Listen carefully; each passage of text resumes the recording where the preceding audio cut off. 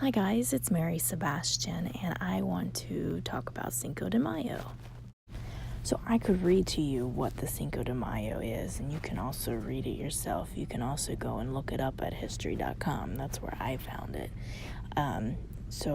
Basically it's this war that was between Mexico and France, and Mexico won it.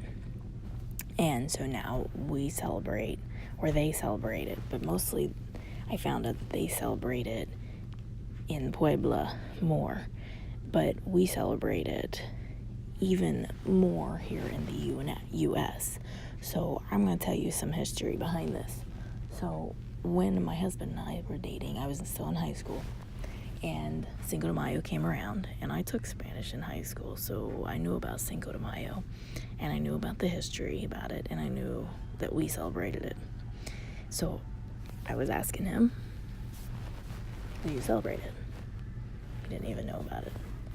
I was like, what do you mean you don't know about it? We don't celebrate that. Well, come to find out, most of Mexico doesn't celebrate it. Some of your border towns celebrate it, like Puebla, for instance, and a lot of California, New Mexico, and then find out like Chicago, Los Angeles, these are your bigger cities. They celebrate it.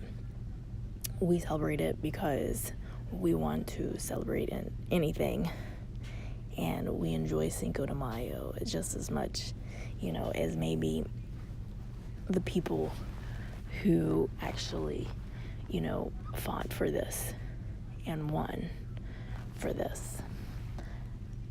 So that is my backstory behind it. We still don't celebrate it.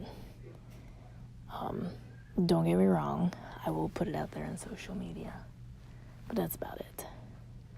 So, the revolution, all that, it's not their independence, but it was between France. So, this goes into talking about how come we celebrate it here in the United States, because the parades, parties, mariachi music, food, the drinking makes it all a lot of fun. But then there's this is like the traditional dance that you think of, traditional wear of the women and men, and beautiful colors. But I wanted to insert in here as well what the women in my husband's town wears in that state. Very much different than you would think of the traditional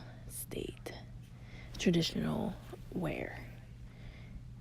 These are my photos from when we went to visit Mexico the last time. There's a lot of rich heritage here, and if you get a chance to go, and celebrate someplace where they celebrate Cinco de Mayo, enjoy it. It's beautiful. Goodbye.